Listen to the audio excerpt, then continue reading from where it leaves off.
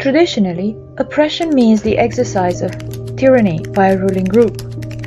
However, oppression can be the source of injustice in other circumstances as well. People are not always oppressed by cruel tyrants with bad intentions. In some cases, a liberal society can place system-wide constraints on groups and limit their freedom. This lecture will introduce some ways in which we can think about oppression that are directly related to feminist theory and practice. Oppression can be the result of a few people's choices or policies that cause embedded, unquestioned norms, habits, and symbols. These societal rules can become a restrictive structure of forces and barriers that immobilize and reduce a group or category of people. So in general, oppression is when people reduce the potential for other people to be fully human. This could mean treating them in a dehumanizing manner, but it could also mean denying people language, education, and other opportunities.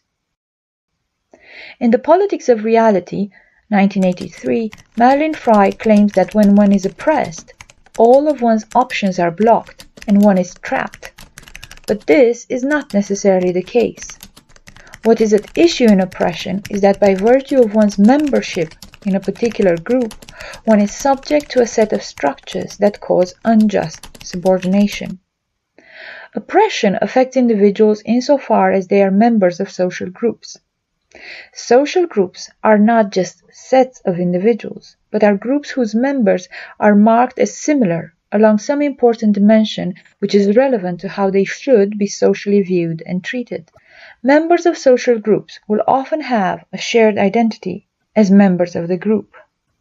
With this macroscopic or group perspective in place, I want to turn to Iris Marion Young's distinctions between 5 phases or types of oppression.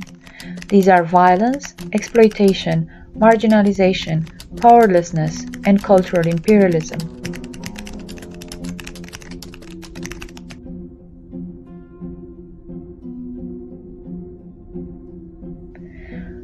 Let's start with systematic violence. This implies that members of some groups live with the knowledge that they must fear random, unprovoked attacks on their persons or property. These attacks do not necessarily need a motive, but are intended to damage, humiliate, or destroy the person belonging to a certain group. The systematic threat deprives people of freedom and dignity. The second type of oppression identified by Young is that of exploitation. This is the act of using people's labor to produce profit while not compensating them fairly. This notion has its roots in Marxist theory. So take for instance people who work in sweatshops. One can view them as exploited. Although they are paid for their efforts and toils, they are not paid a fair wage considering how much money they make for the company. Miners in Africa are also exploited when they have to rent their mining tools every day. If these miners find nothing of value on any given day, then they owe for the supply rental and are not paid for their efforts. The third type of oppression is marginalization.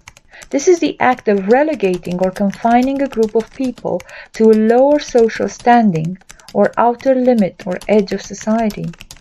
Overall, it is a process of exclusion.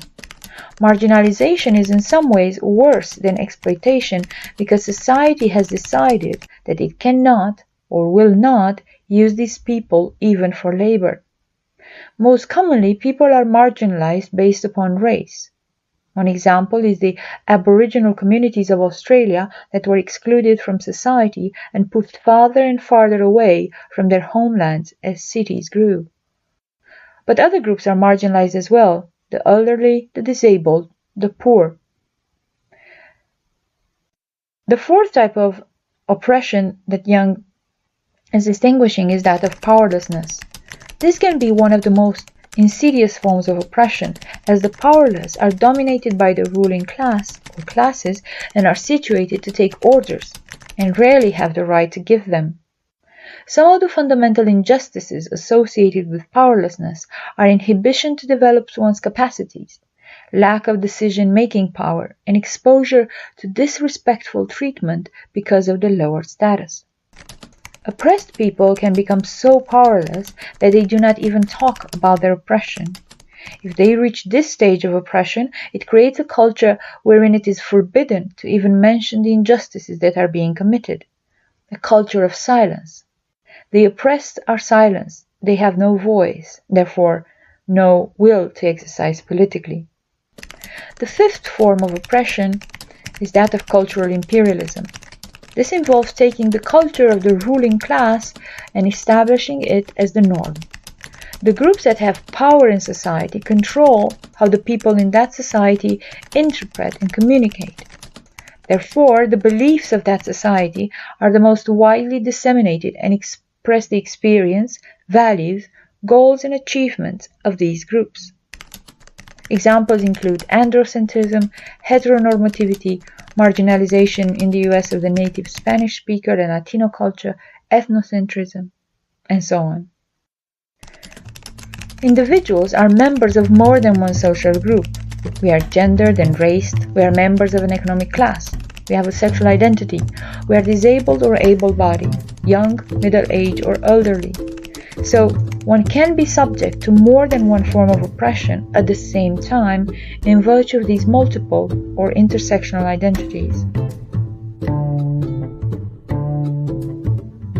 So let us look now at the concept of intersectionality and how it might help further at least the theoretical analysis of different types of oppression. Intersectionality refers to the simultaneous experience of categorical and hierarchical classifications included but not limited to race, class, gender, sexuality, and nationality. As such, it is often seen as a generalized theory of identity. But intersectionality has also been used to refer to the fact that it is often perceived as disparate forms of oppression like racism, classism, sexism, and xenophobia are actually mutually dependent and intersecting in nature, and together they compose a unified system of oppression. In this sense, intersectionality is sometimes described as a theory of marginalized subjectivity. Let's look at the origins of the concept. The concept of intersectionality has its roots in the political movement of black women, Chicana and Latina women, and other women of color, most of them lesbian identified. The early 1980s were marked by the publication of several important texts in anti-racist feminist theory in which the language of intersections was elaborated.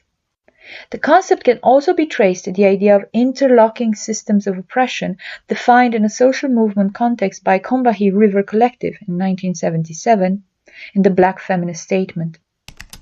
Kimberly Williams Crenshaw introduced the metaphor of intersectionality in a legal academic context, drawing on and citing on this movement's history. Here's a quote. Consider an analogy to traffic in an intersection, coming and going in all four directions. Discrimination, like traffic through an intersection, may flow in one direction and it may flow in another. If an accident happens in an intersection, it can be caused by cars traveling from any number of directions, and sometimes from all of them. Similarly, if a black woman is harmed because she is in an intersection, her injury could result from sex discrimination or race discrimination. But it is not always easy to reconstruct an accident. Sometimes the skid marks and the injuries simply indicate that they occurred simultaneously, frustrating efforts to determine which driver caused the harm. End quote. Crenshaw points out that if one takes sex and race as mutually exclusive categories, one makes the simultaneous experience of gendered racism invisible and legal claims of compound discrimination inadmissible. She argues that legal concepts of discrimination must be reviewed if they are to serve as remedies to historical and structural oppression.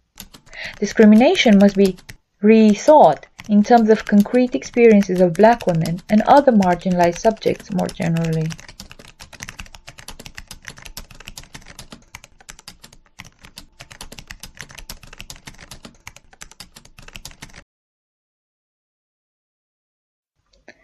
Now, in defining intersectionality, Crenshaw distinguishes three main types. First, she calls structural intersectionality. and it refers to the ways in which the location of women of color at the intersection of race and gender makes our actual experience of domestic violence, rape, and remedial reform qualitatively different than that of white women.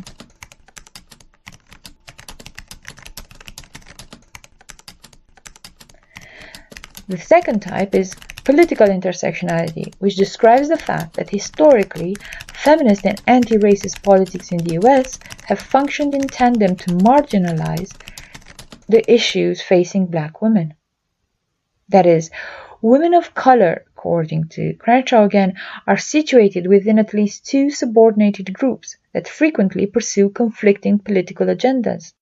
Since neither agenda is constructed around the experiences, needs, or political visions of women of color, anti-racism tends to reproduce patriarchy and feminism reproduces racism. In this bind, women of color are asked to choose between two inadequate analyses, each of which constitutes a denial of a fundamental dimension of their subordination. And the third type of intersectionality Crenshaw talks about is representational intersectionality. This concerns the production of images of women of color drawing on sexist and racist narrative tropes, as well as the ways that critiques of these representations marginalize or reproduce the objectification of women of color. There is a question to be asked whether these are different and independent or overlapping forms of intersectionality. In practice, the challenge is one of distinguishing them so as to help fight specific forms of discrimination and ensuing oppression. The concept of intersectionality is most often used to refer to the theory or methodology for identifying and studying real-world phenomena of discrimination and oppression. But most of the debates, especially in academia, concern the theoretical status of the concept and the work it can do. For instance, it is claimed that the concept of intersectionality can do work as a heuristic, namely to analyze micro, meso, and macro level social phenomena. At the micro level, one finds individual and intersubjective experiences. The meso level refers to social group memberships based on shared social locations, constructed by historical experiences and asymmetrical power relations, and the macro level refers to structures of oppression which are enacted and reproduced through institutions. Also, it is claimed that the concept of intersection can offer more detailed analysis in which to think about different forms of oppression.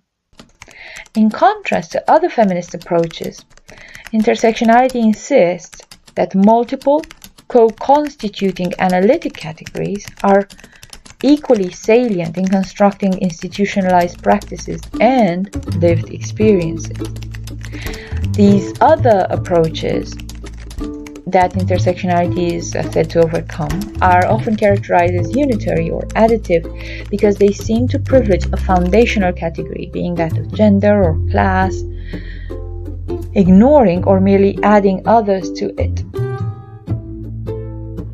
Now, while in the 1990s and in the early 2000s, there was an enthusiastic uptake of the broad notion of intersectionality, followed arguably by widespread inattention to the origin, context, and implications of the concept, more recently intersectionality has come under criticism in feminist theory. Here are some of the problems that have been put forward. The first is the definitional problem. How does one establish how gender, race, and class are connected? Who should decide how and which, if any, of these categories are to be emphasized in the context of analyzing a particular instance of oppression? Then there is the levels problem. Is intersectionality supposed to work as a heuristic at all levels of social reality? And if so, how do different analyses connect across levels? Different authors will interpret intersectionality to work as a heuristic primarily or only at the macro or at the micro level. Then there is the inclusion problem. Can intersectionality deliver on the promise to transform feminist theory and politics by centering the experiences of multiply oppressed groups? Or does it participate in a retrograde form of identity politics? For instance, Naomi Zak argues that while intersectionality may indeed overcome essentialist constructions of identity, politically it easily leads to a fragmentation of women that precludes common goals as well as basic empathy. Despite some of the theoretical and practical challenges raised against the concept, one can take a more simple approach to its use in practice. For instance, Mari Matsuda suggests that intersectionality can demonstrate the interconnectedness of forms of oppression or subordination by enabling one to ask the other questions. The way I try to understand the interconnection of all forms of oppression is through a method I call Ask the Other Question. When I see something that looks racist, I ask, where is the patriarchy in this? When I see something that looks sexist, I ask, where is the heterosexism in this? When I see something that looks homophobic, I ask, where are the class interests in this? This is a very minimal but practical application of the concept of intersectionality that might help us navigate the landscape of multiple types of oppression.